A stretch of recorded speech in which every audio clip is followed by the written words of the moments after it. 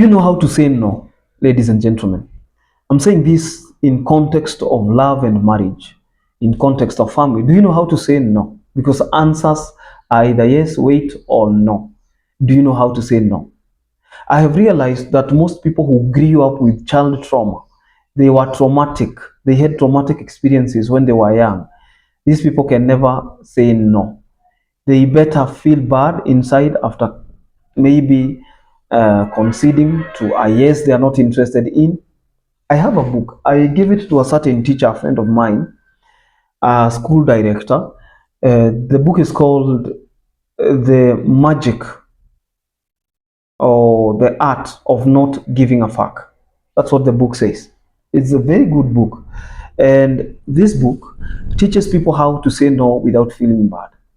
This book teaches people how to walk on the lanes of life without people stepping and overstepping on your lanes. For instance, I have realized that most people who become victims are victims of circumstances just because they do not possess the capacity.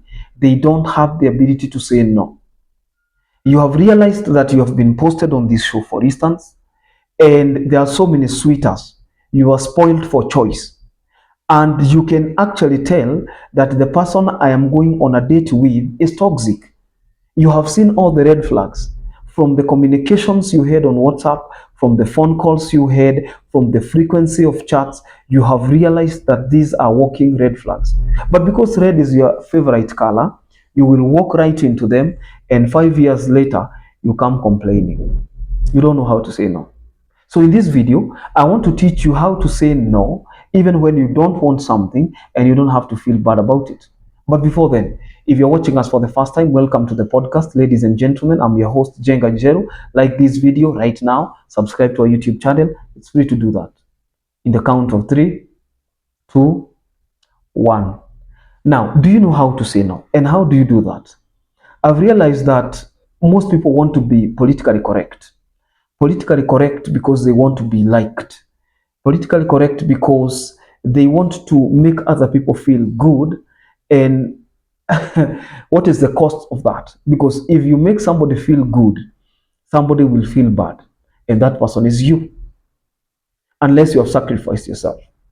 Because unless the commitment is mutual, there is no way people can make other people happy without them feeling happy.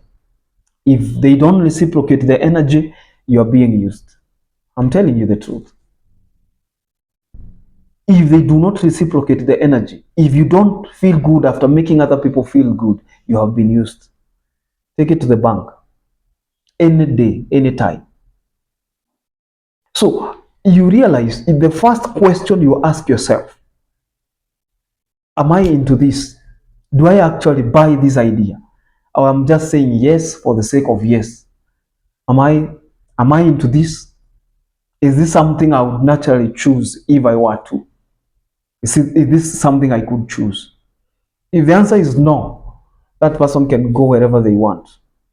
I've seen people who get trashed, people who get their lanes overstepped for the simple reason that they do not know how to say no. After this video, you will have learned how to say no without actually feeling bad. Because if people make you feel bad for telling them yes, they are trying to manipulate you. Or you are doing what you call self-sabotage. You're sabotaging yourself. Jesus is our role model. What did he say? Love your neighbor as you love yourself. Love your neighbor as you love what class? Love your neighbor as you love yourself. That means the standard measure, the SI units of loving other people is self-love. You cannot love other people if you don't love yourself, can you? No. Can you give what you don't have? Can you? It is not possible practically because we only give what we have in abundance. You cannot make other people's cup overflow, or you cannot empty your cup into other people's cups if yours is not overflowing. That's what we feel. And you see this black tax nonsense that most of Africans have been subjected to, for instance.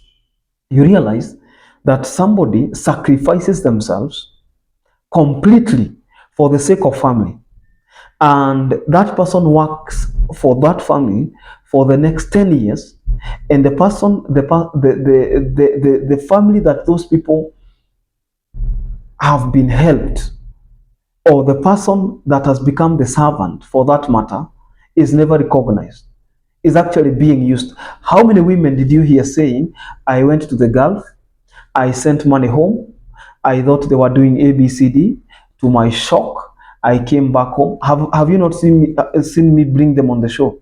I came back home and nothing was built, nothing was made. There were no savings. You are being used.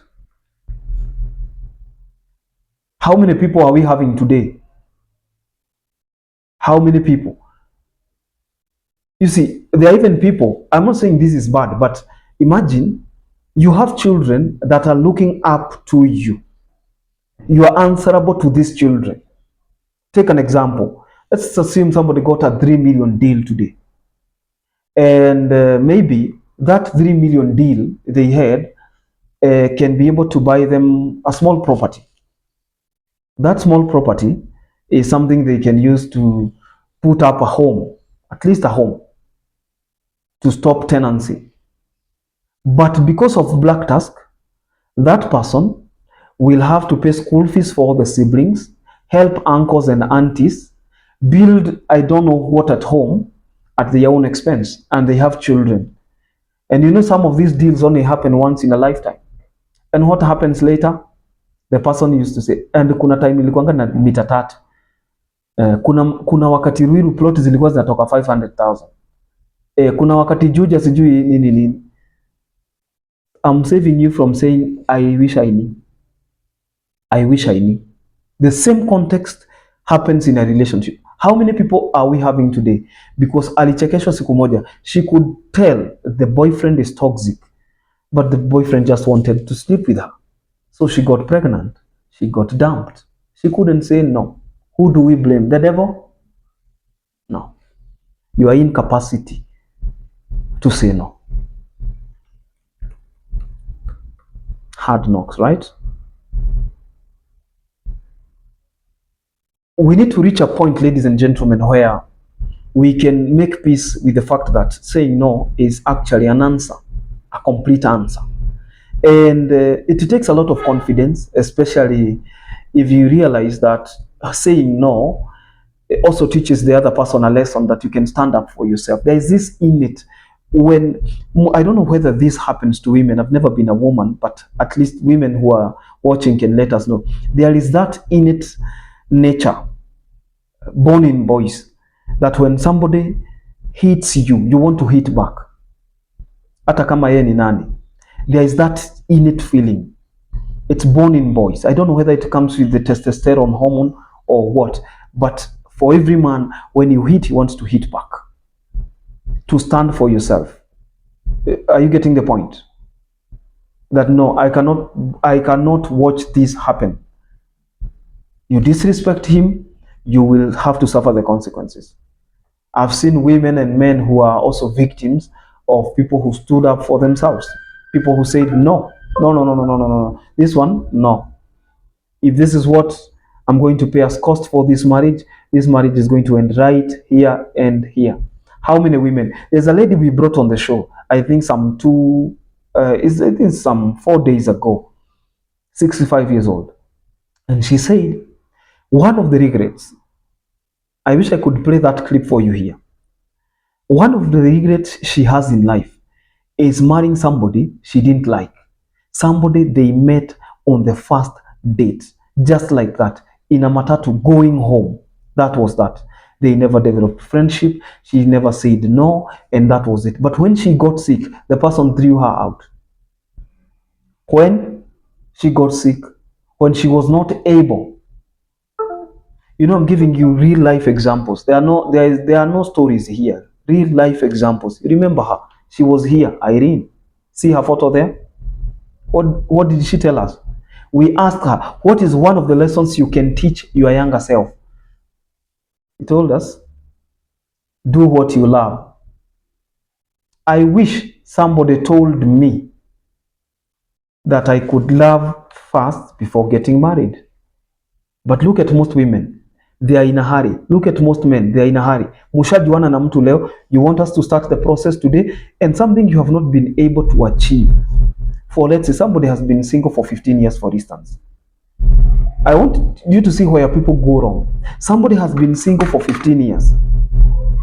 And after 15 years, we have started the process of looking for a match, a lifetime partner, and they want that process completed in 1 week.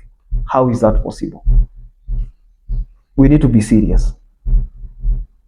Because if that partner is selfish, if that partner is something to go by, you have to learn them. You have to ensure that you're not making a mistake. In the next video, ladies and gentlemen, I'll be teaching you why you should not be in a hurry. But before then, what did we say in this video? Learn to say no. The world will not come to an end. Your colleague at work tells you, you know what, I want us to go on a bash on Saturday. I don't know. Say, just say no if you don't want. The world cannot end. Then the person also learns a lesson that this is not a pushover. This is not somebody I can be telling this and that. Elewana. Those numbers on the screen you can use to be posted on this show. I'll see you in the next video, ladies and gentlemen. Subscribe.